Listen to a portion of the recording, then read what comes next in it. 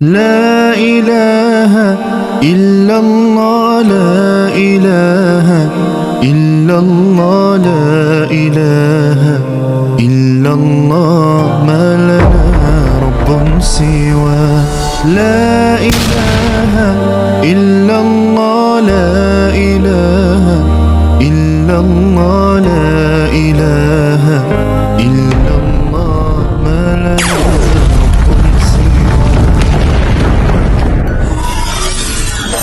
ربنا رب القلوب وهو علام الغيوب في الشروق وفي الغروب نوره يهدي العصا ربنا رب القلوب وهو علام الغيوب. اللهم ربنا لك الحمد حمدا كثيرا طيبا مباركا فيه ملء السماوات وملء الأرض وملء ما بينهما وملء ما شئت من شيء بعد أحق ما قال العبد وكلنا لك عبد.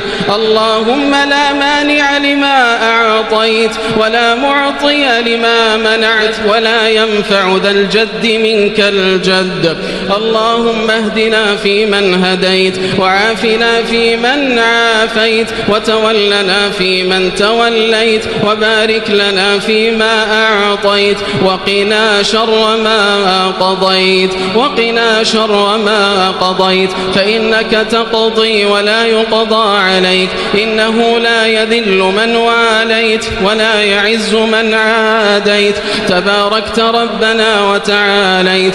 اللهم لك أسلمنا وبك آمنا وعليك توكلنا وإليك أنبنا وبك خاصمنا وإليك حاكمنا فاغفر لنا ما قدمنا وما أخرنا وما أسررنا وما أعلنا وما أنت أعلم به منا.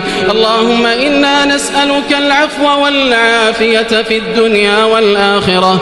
اللهم إنا نسألك العفو والعافية في ديننا ودنيانا وأهلنا وأموالنا. اللهم استر عوراتنا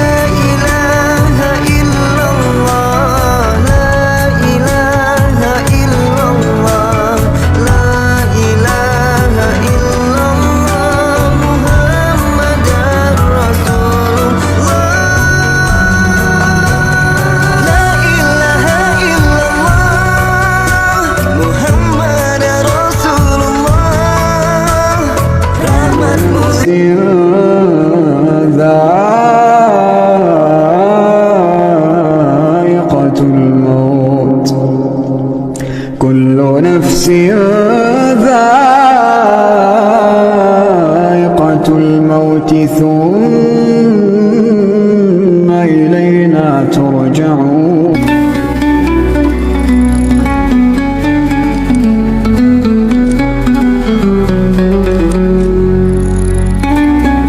Tahukah kalian, istimewanya umat Nabi Muhammad, saat malaikat Jibril sangat senang karena tidak ada makhluk yang lebih indah darinya yang diciptakan oleh Allah. Lalu Jibril pun berdiri dan melakukan salat 2 rakaat, setiap rakaat salat yang dikerjakan Jibril menghabiskan waktu selama 20.000 tahun lamanya. Setelah malaikat Jibril selesai melaksanakan salatnya, kemudian Allah pun berfirman kepada Jibril, "Wahai Jibril, kamu telah menyembah aku dengan ibadah yang bersungguh-sungguh dan tak seorang pun yang menyembahku seperti ibadah yang kamu lakukan. Akan tetapi di akhir zaman nanti akan datang seorang nabi yang mulia yang paling aku cintai bernama Muhammad. Dia mempunyai umat yang lemah dan senantiasa berdosa. Seandainya mereka mengerjakan salat 2 rakaat, walau hanya sebentar dan dalam keadaan lupa, serta serba kurang dengan pikiran yang melayang-layang dan dosa mereka pun besar, maka demi kemuliaanku dan ketinggianku, sesungguhnya salat mereka itu lebih aku sukai daripada salatmu." Saat mendengar kabar wafatnya Rasulullah, Sayyidina Umar hanya berdiri mematung sambil memberikan tatapan kosong seakan tidak percaya akan kepergian sang kekasih Allah. Sayyidina Umar berkata, "Sesungguhnya beberapa orang munafik berkata bahwa Rasulullah telah wafat. Tidak, sesungguhnya beliau tidak wafat, melainkan pergi bersama Robnya sebagaimana Musa bin Imran yang pergi selama 40 hari dan kembali setelah mengira ia telah meninggal. Demi Allah, Rasulullah benar-benar akan kembali, dan barang siapa yang mengatakan Rasulullah wafat, maka akan aku pancung kepalanya." Mendengar teriakan Umar, Abu Bakar keluar dari kamar Rasulullah dan berkata, "Duduklah wahai Umar, tenangkan dirimu." Sayyidina Umar seakan tidak menghiraukan perkataan Abu Bakar, hingga Abu Bakar kembali berkata, "Barang siapa di antara kalian yang menyembah Muhammad, maka sesungguhnya Muhammad telah meninggal dunia, dan barang siapa di antara kalian menyembah Allah, maka ketahuilah Allah itu maha hidup dan tidak meninggal. Muhammad itu tidak lain hanyalah seorang Rasul, dan sungguh telah berlalu sebelumnya seorang Rasul. Apakah jika dia wafat atau dibunuh kamu akan murtad?" Saat mendengar ayat itu dibacakan, Sayyidina Umar tidak kuasa lagi menahan kedua kakinya. Ia duduk di atas tanah seraya berkata, "Kini aku sadar bahwa Rasulullah benar-benar telah meninggal dunia." Saat debu mengendap di atas tanah yang ditaklukkan, kita menjelajahi melampaui kisah-kisah penaklukan untuk mengeksplorasi kepemimpinan penuh kasih Omar, di mana hati seorang pemimpin terbukti lebih kuat daripada pedang. Omar ibn al-Khattab, khalifah kedua, muncul bukan hanya sebagai penakluk tetapi sebagai pemimpin yang penuh kasih. Keberadaannya memancarkan perpaduan langka kekuatan dan kehangatan, menjadi mercusuar bagi mereka yang mencari panduan. Kepemimpinan Omar bergema dengan sentuhan penuh kasih. Seorang pemimpin dari rakyat, pemerintahannya ditandai tidak hanya oleh perluasan wilayah, tetapi oleh kepedulian yang tulus. Dalam momen kejujuran mendalam, Omar terlihat menghibur janda yang berduka, sebuah pengingat haru bahwa kepemimpinannya melampaui batas medan perang. Saat matahari terbenam di atas tanah yang ditaklukkan, itu melambangkan bukan hanya akhir hari, tetapi puncak perjalanan tulus seorang pemimpin. Dalam desa Arab yang riuh, Fatimah binti Al-Khattab, saudari Umar, khalifah Islam kedua, mengukir kisah berani yang tak terlupakan. Dia juga salah satu orang pertama yang masuk Islam, bersama suaminya Sa'id bin Zaid. Dengan cahaya lilin redup sebagai saksi, Fatimah membaca Al-Quran di rumahnya, merangkai kata-kata yang menginspirasi. Di lapangan desa, ia dengan tekun menyebarkan ajaran Islam, mendapati tantangan, namun teguh menghadapinya. Suaminya, Sa'id bin Zaid, setia mendampinginya. Melalui dialog autentik, Fatimah membangun pemahaman dan persatuan dalam masyarakat yang awalnya skeptis. Di masjid, kata-katanya menjadi sorotan, meresapi hati yang haus akan cahaya iman.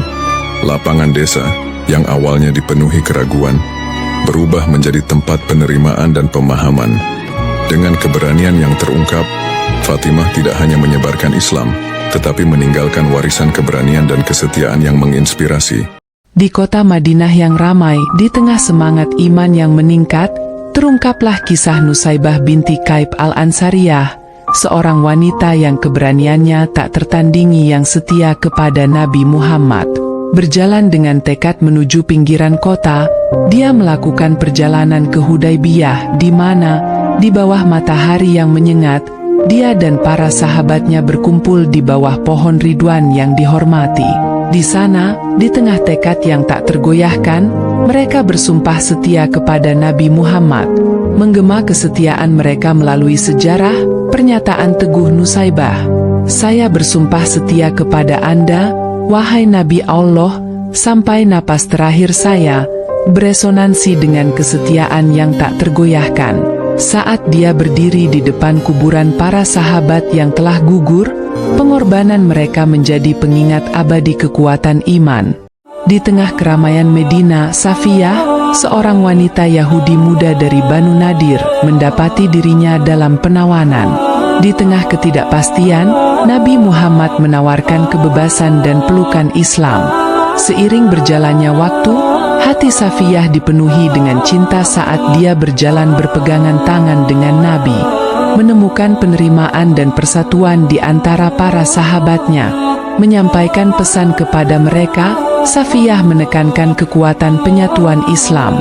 Ketika matahari terbenam di atas Madinah, senyum Safiyah mencerminkan warisannya akan keberanian, penebusan, dan kekuatan abadi cinta dan iman. Perjalanannya dari penawanan ke cinta menjadi sebuah kisah abadi, mengingatkan kita semua akan kekuatan yang ditemukan dalam merangkul cinta dan iman.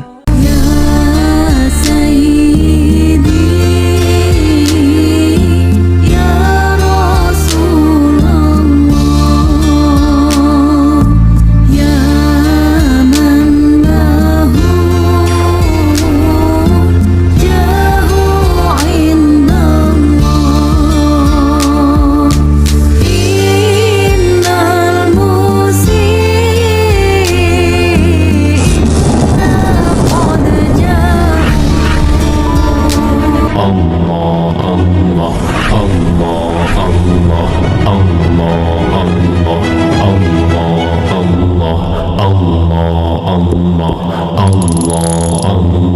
Allah